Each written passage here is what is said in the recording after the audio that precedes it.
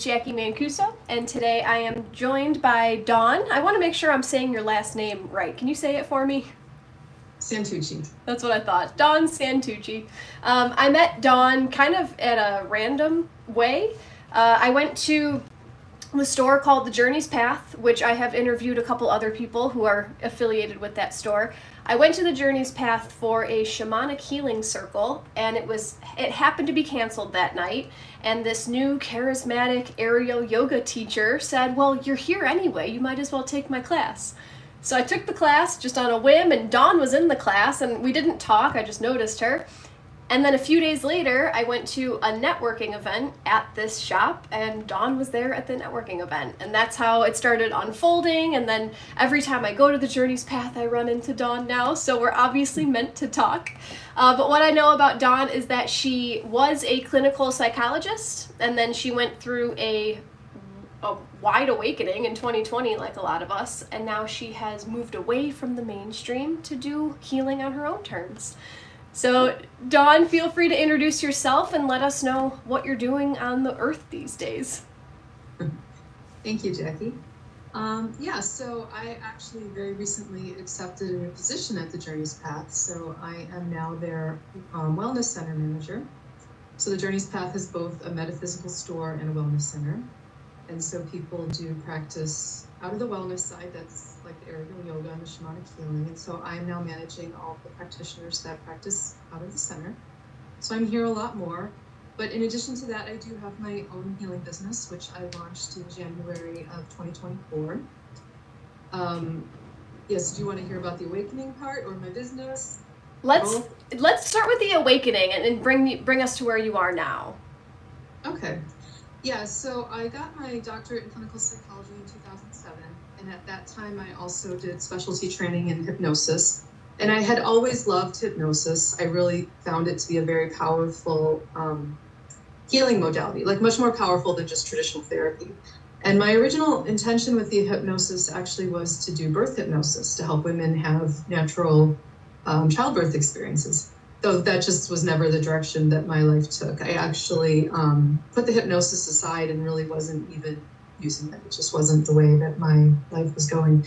And then, 2020 came and the whole world shut down. And of course, you're home wondering, okay, what now with my life?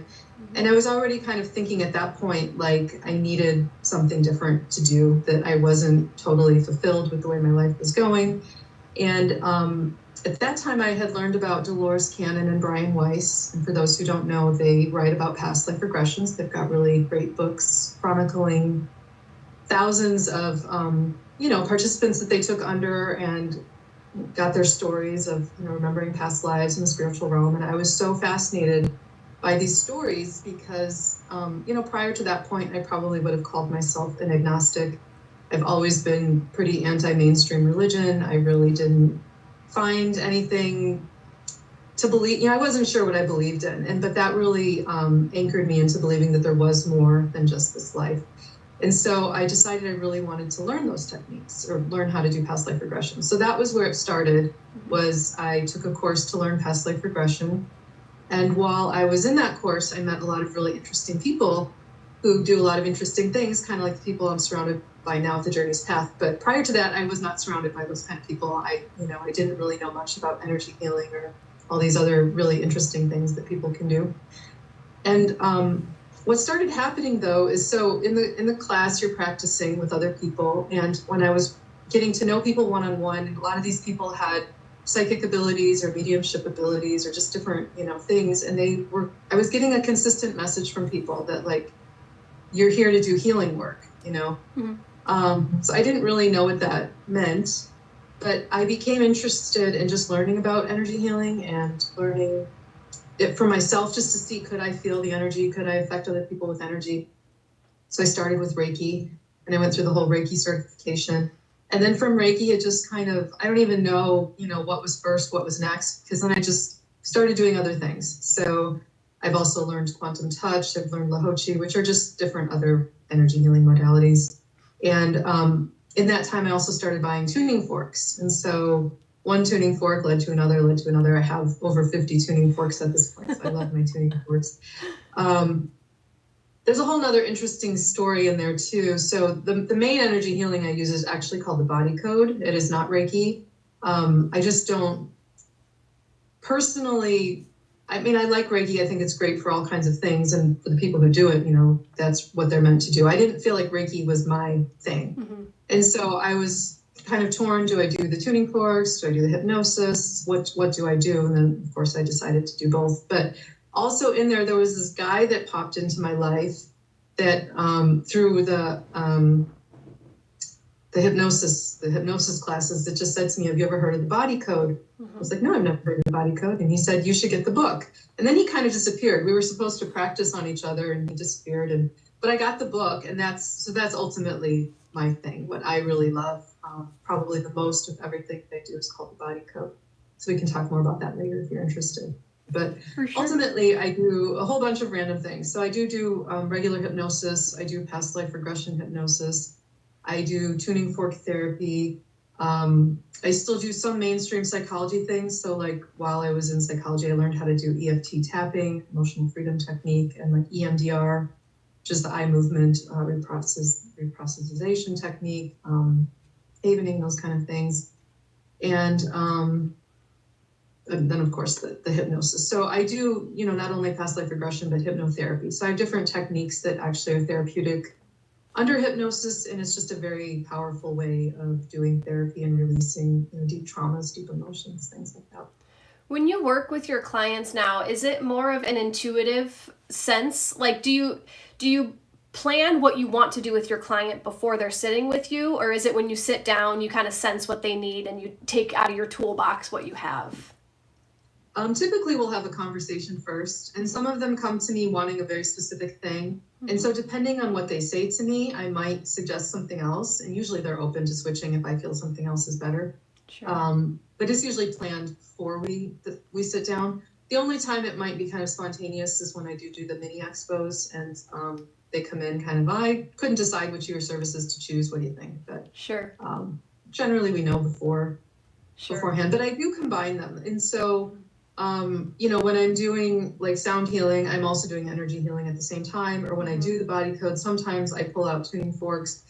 And I do a lot of my work remotely. And even with the tuning forks, you actually can use them remotely. That's not as enjoyable for people who enjoy the sound, whatever, but the vibration can affect people remotely. And so sometimes if I'm doing a remote session and I feel like they need some forks, I'll pull some forks out. And so I do combine them. Interesting.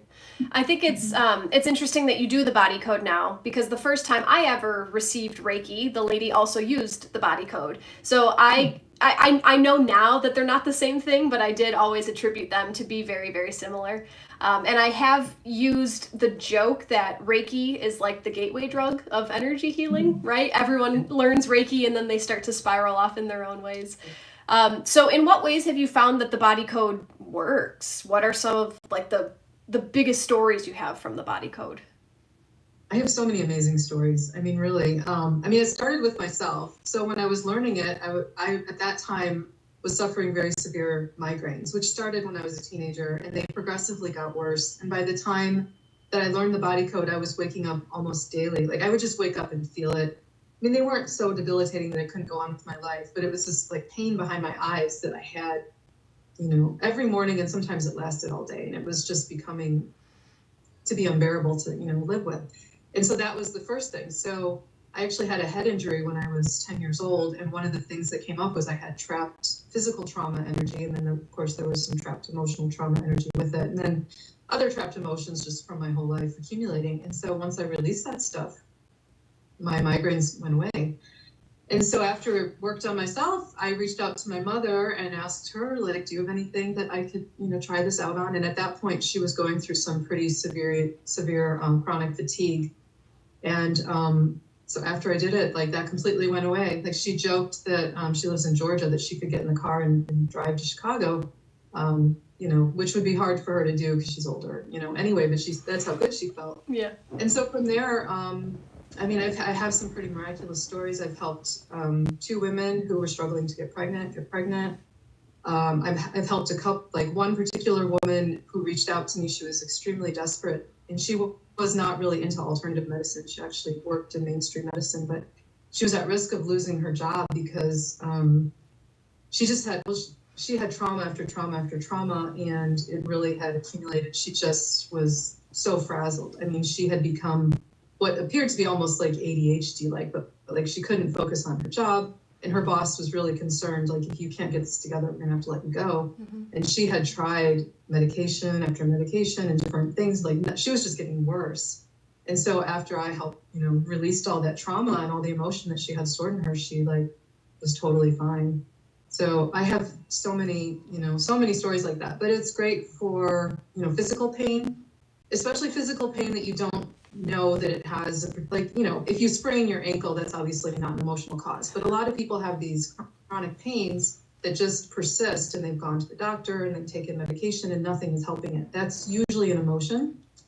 And so I've helped people with pain.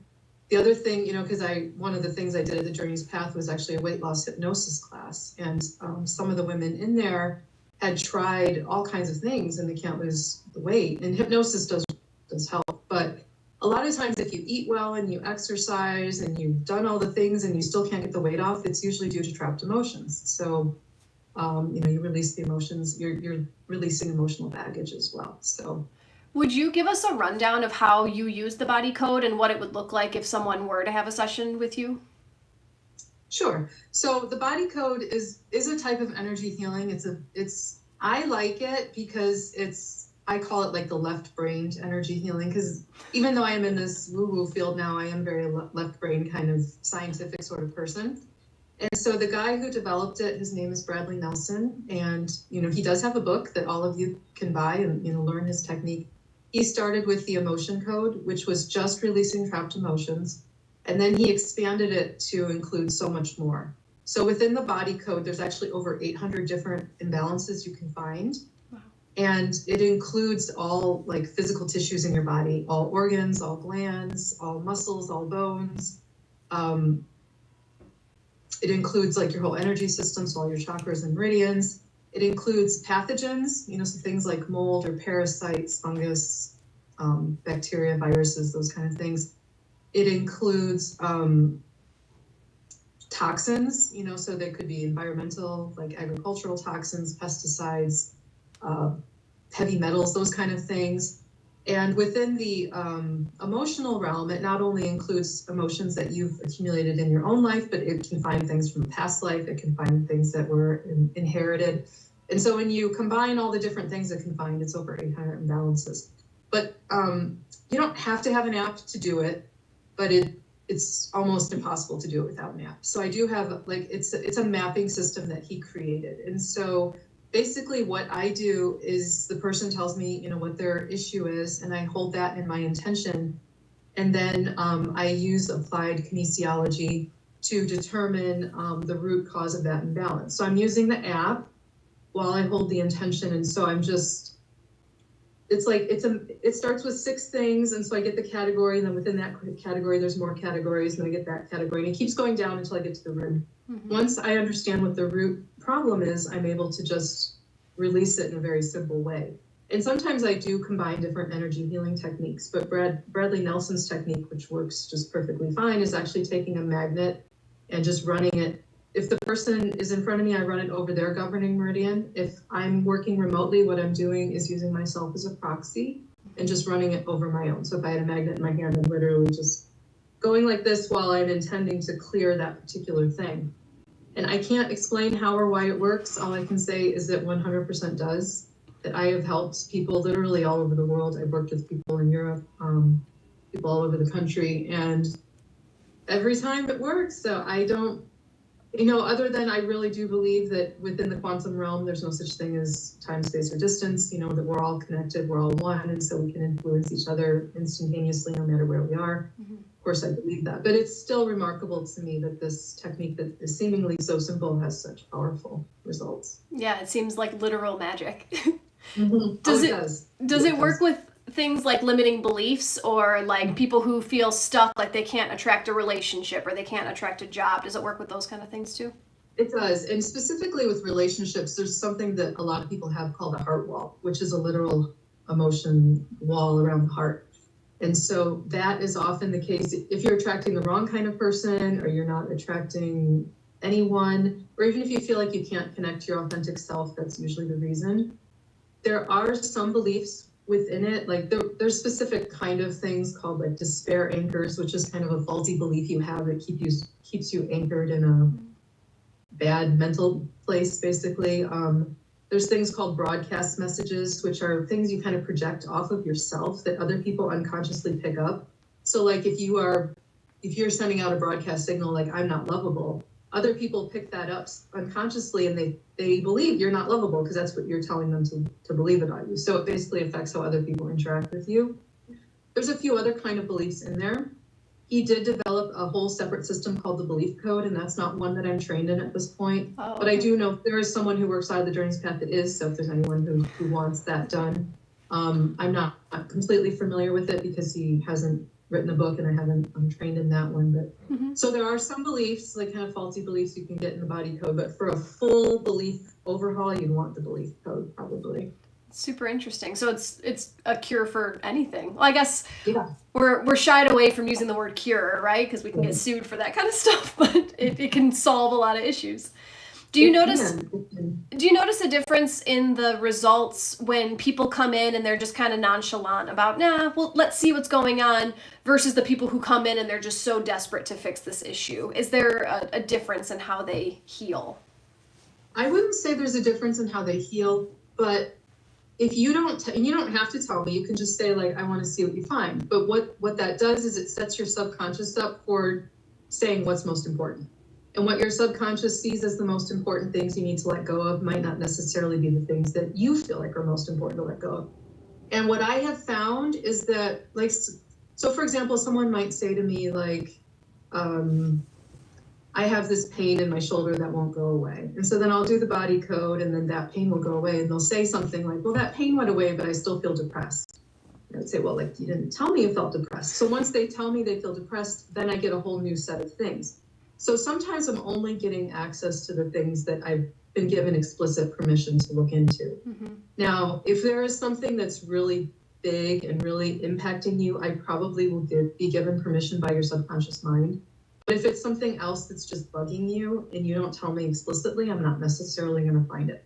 So the more information you give me, the more I can fully help you. And I think some people use it as a test to say like, well, I'm not going to tell her anything. Let's see what she finds. And that's fine. You know, I do find things, and some people will be surprised. Like traumas will come up with like ages that things happen, and they'll say, you know, I was whatever abused at this age, or I did fall off my bike at this age, and you know, they get surprised that I'm finding things like that. So sometimes, but it is better the more specific you can be. And then I have people who will tell me, you know, again, like, oh, my shoulder hurts, and then I'll take care of that, and they'll say, you know what, the arthritis in my knee also went away. I didn't even tell you about that. So sometimes different pains on your body are connected to the same root, and so when you release that root, other things might change. So it just all depends if they share that root or not. Very interesting. The way that you're describing the body code, to me, it seems like anyone can go to you to have the body code done and they can solve all their problems. But what would make someone qualify for like hypnosis? Why would someone benefit from that over the body code? I would say hypnosis is good for someone who really has problematic thinking, you know, like, so it's more than just releasing a trapped kind of belief, but they really have a problematic way of thinking in the world that they want to change. Because hypnosis is good for really reprogramming the subconscious mind. So whether that's with weight loss, like the last class I've been running, helps you change, you know, how you view food, and how you view exercise, and even how you view yourself within your own relationship to food. So like, if you want to change those kind of things, that's where hypnosis helps. I would think a combination is good. And I actually didn't even tell this to my hypnosis clients, but I actually did release on each of them their top emotion related to weight loss, you know, just to kind of amplify it. Sure. So I think all of the things I do have a place, and sometimes they work well together. Absolutely. Can you put yourself back in the mindset of pre-spiritual awakening and how you viewed and used hypnotherapy then versus what has changed for you now? Yeah, I think I didn't really think of it as an energy healing modality then. I really see it as an energy healing modality now. I mean, I guess the main thing that's changed also is realizing how important intention is in everything you do, no matter what it is. I mean, whether it's sound healing, energy healing, or even if it's just talking to someone or doing hypnotherapy, your intention is very important in the space that you come from. And so, of course, I always hold, a loving space for everyone and come with that. But I'm much more intentional with it now. And I really like the QHHT stuff, the past life regression, but of course I will do other kinds of hypnotherapy too. So I think it does work to reprogram the subconscious mind, but I also really think it's releasing things on an energetic level too. And I just never appreciated that or understood that before. Sure. Can you tell me what QHHT stands for? It's quantum healing hypnosis technique. So that's Dolores Cannon's specific technique that she used for past life regression. Got it. And Dolores Cannon was one of the triggers that helped you awake, yes? Yeah. There... I mean, that was kind of my first foot into it, was just wanting to learn that, and then meeting these other interesting people doing interesting things that I had never, not that I'd never heard of it, but I just was not part of that world. I didn't really know much about it. I mean, it never really resonated with me, even within the field of psychology, that if someone is talking to a plant or a rock, that means they're schizophrenic, and I really don't feel that now because I have all kinds of friends that can talk to plants and rocks and crystals and things, and I certainly don't think they're crazy. So, but that really never resonated with me, even going through psychology, that because someone can hear something that you can't or see something that you can't means that they're crazy. That's kind of just a side note, but yeah, I like that. I get that. Because like I told you before we went live, I was a public school teacher, and I felt like there were just so many rules and standards that didn't align with me, but I wasn't aware of why it didn't align with me, and I just knew that I had to break out of it, and I had to get somewhere where I could be more in control of my rules and how I wanted to teach.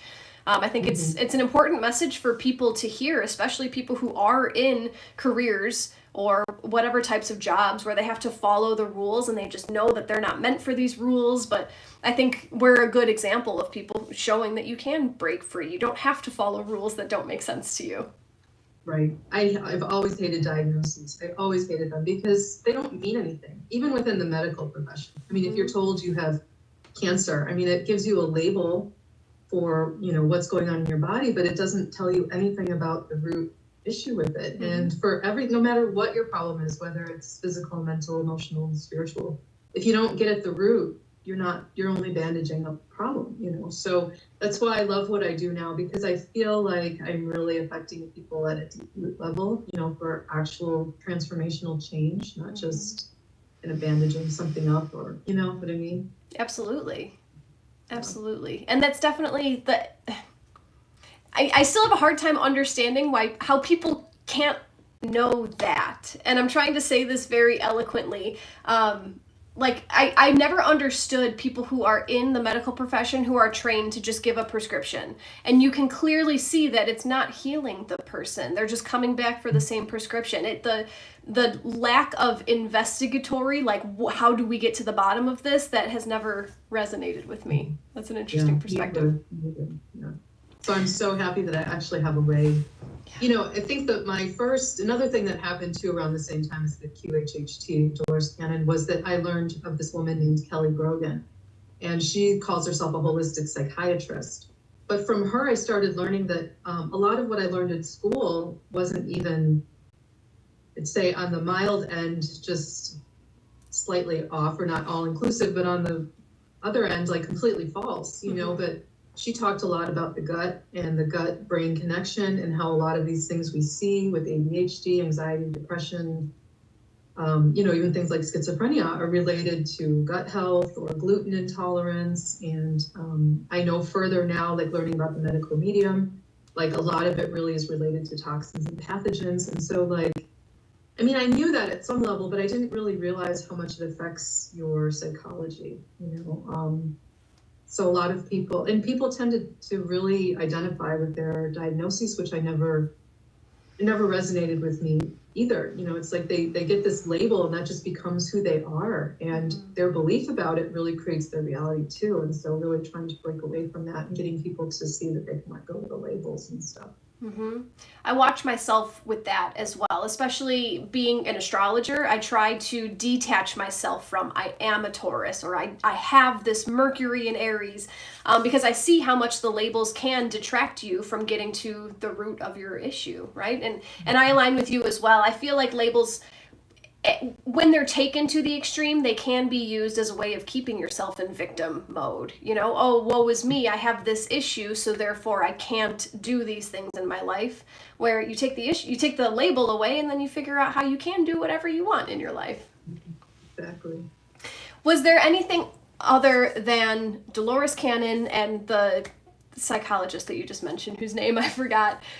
Kelly Brogan. Kelly Brogan, yes. Were those like the main players in your spiritual awakening, or was there another wave of people? What was your awakening like? It just kind of happened slowly. So like I said, once I started intermingling with different people, and understanding that I actually could feel the energy. I mean, that was really surprising to me. Like once I started learning Reiki and learning that you can actually feel the energy flowing through you and flowing out of you. And then once I saw that I actually could affect, other people were reporting positive results with me sending Reiki even long distance. I was like, wow, this is really, crazy. So like you said, it totally was a gateway drug. I mean, not only that into learning more energy healing, but the tuning fork and wanting more, and then learning about other, it's hard to know what really has exploded and what is just because my bubble has changed. But I feel like sound healing is everywhere at this point. And tuning forks are just one kind. I've attended now different sound bowl healings and the gongs and the drumming sessions. It's another place we met was the drumming circle, which is awesome. So all of these different instruments play a role in releasing different things within you or activating different things within you. So I don't, it's so hard it's hard to put myself back in that pre-2020 mindset, really.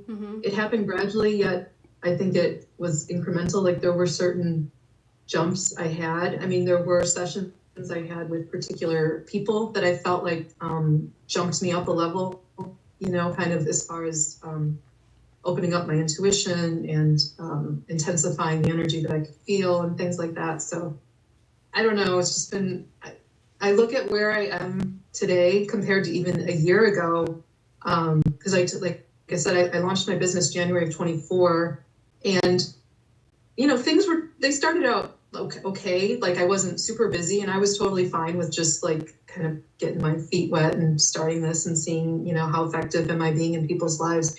But I think my life really started to change at last June at the Oneness Fest, the Awake Oneness Tribe Fest, because that was the first place that I vended, and that was where I started meeting all these people, and that's really where I met the people that connected me to the Journey's Path, and that's really when my life totally began to change. And so where I am today compared to a year ago I could have never even envisioned this for my life right now. That's amazing. Which is why they say when you manifest, you shouldn't be too specific, because sometimes spirit has a vision for you that you can't even conceptualize. Yeah, I love that. I needed that reminder right now.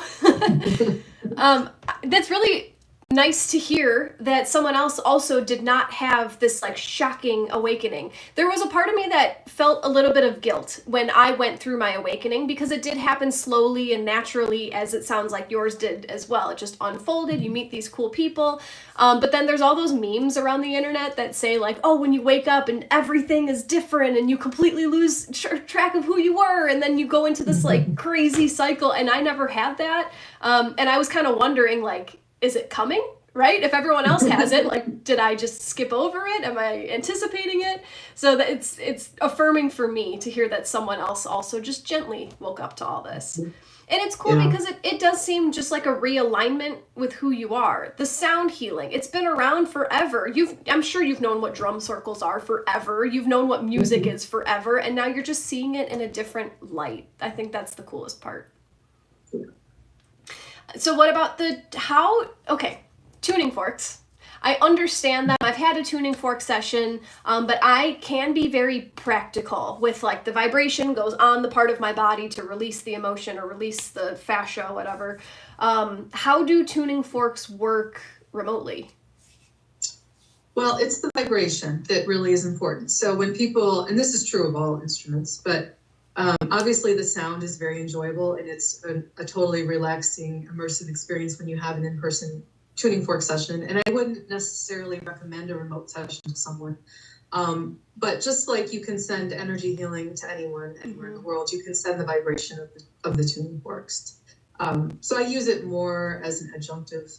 I mean, if someone really was like, I really want you to do a tuning fork session for me long distance, I'm not going to say no, but I wouldn't necessarily like promote myself as a long distance tuning fork, Got it.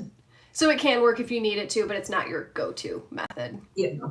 And then because they're so enjoyable, in person. They just feel so good. They have this way. I love sound bowls. I love all of it.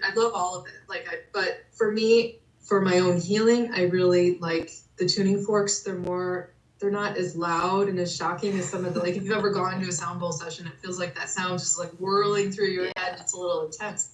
And there's a place for that. I like it. But for kind of daily stuff, I just love the tuning forks. And they have this way of you just feel it, just like centers your energy and kind of brings you back to 0 point, which is really where you need to be to get in the now moment and decide, okay, I'm at the 0 point. What am I going to choose for myself, right now? So it's a great place for manifestation and choosing, what are you going, what choices are you making now, with your health, with your relationships, with whatever.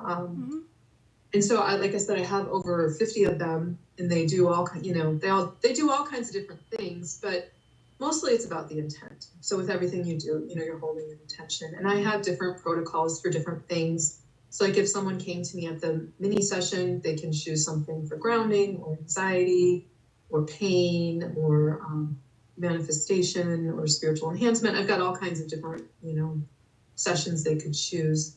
And so the same thing would be true with a longer session. It just would be more than one kind of mini session wrapped into one. Sure. So excuse my ignorance, but when I think about 50 tuning forks, I'm just imagining like 50 different keys on a piano. Like they would go up by the increments. Is that kind of how they work?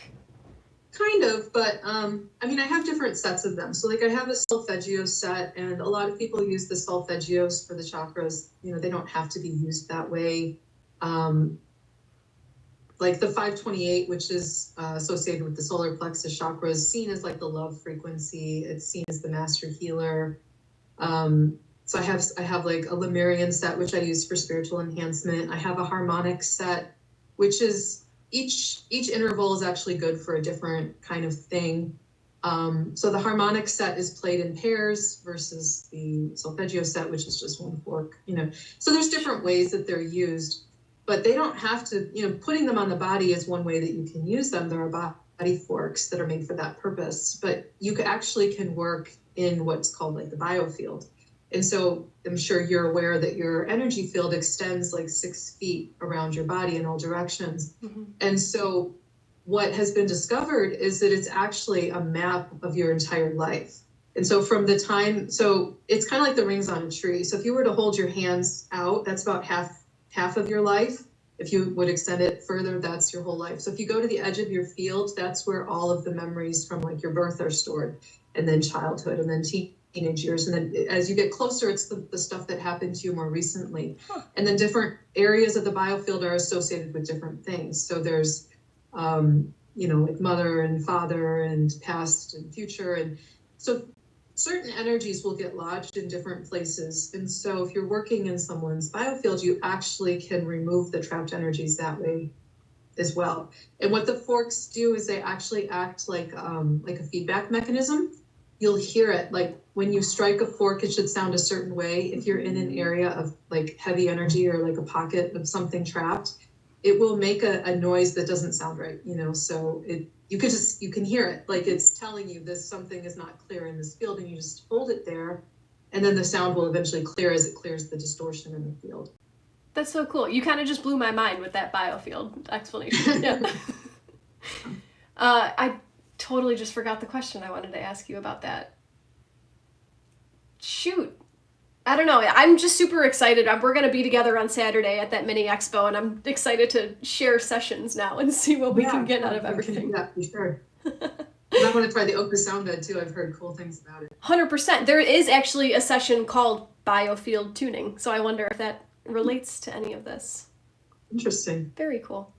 What is something that you're learning now? What's your next new adventure? Or are you good with your plethora of modalities now? I have a lot, but now that I'm at the Journey's Path and I have access to all the amazing things that they have here, like the owner's going to show me in his room, he's just got all kinds of different sound bowls, and I don't even know, like different kinds of chimes and pyramid, like crystal pyramids. He has all kinds of stuff in there that I've never used. And so every morning I do go in there and kind of play around with some stuff, just give myself a little energy healing. But I've never been trained like on the gong or on the sound bowl. So he wants to train me on some of that stuff, so that, especially because he's actually having surgery tomorrow. So his hand is going to be out of whack for like the next 8 weeks. So just in case someone wanted to come in for some sound healing so I could do another thing. Oh, actually, there are a couple more things too. So also at the Journey's Path, they do have some cool technology. So one of the things they have is actually called a Rife machine.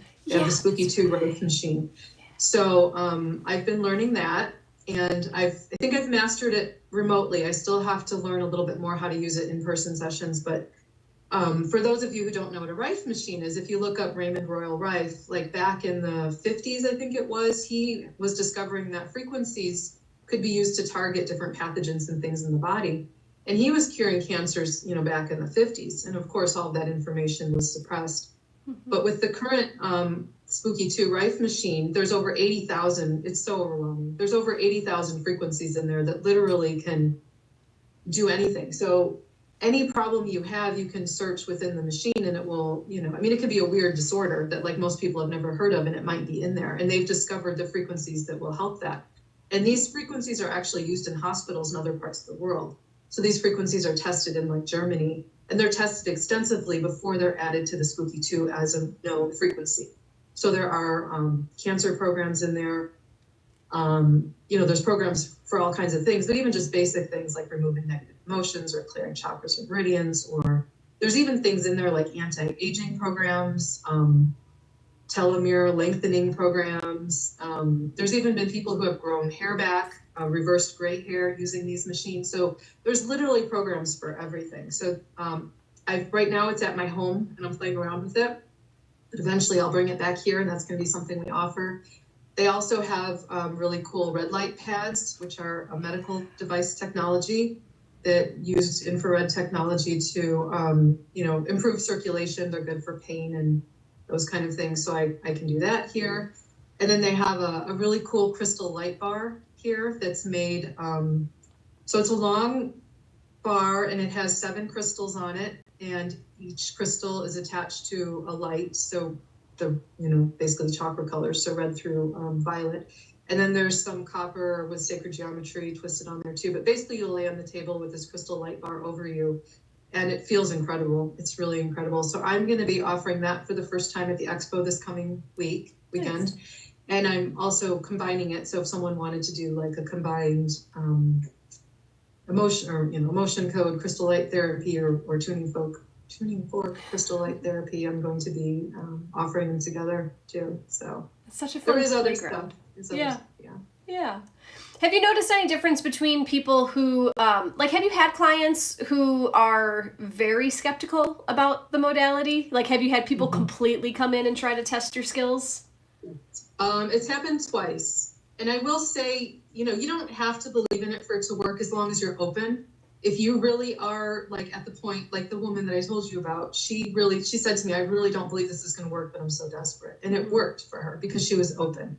Mm-hmm. So as long as you are open to, healing and to receive, it can work.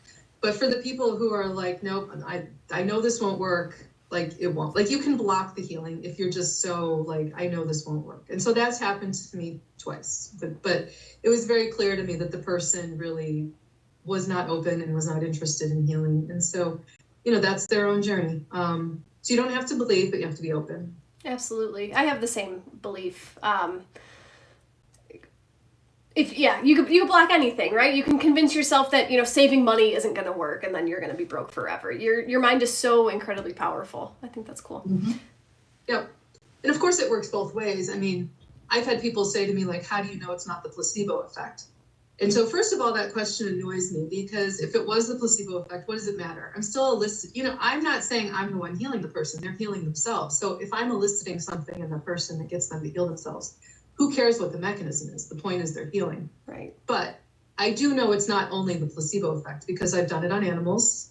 I've done several animals, including my own dog, and I've experienced differences. But I've also learned that I actually can clear things like trees and things like spaces. Like I have removed entities from homes and things, and successfully. I've done it enough times that I've gotten feedback that it works. So those things cannot be the placebo effect. I guess unless the owner can somehow affect, I don't know. But to me, that's evidence that there is something actually going on beyond just the placebo effect. But the placebo effect tells you how powerful your mind is and that you can heal yourself if you choose to believe yourself. And so use your mind wisely because you can heal yourself or you can make yourself sick.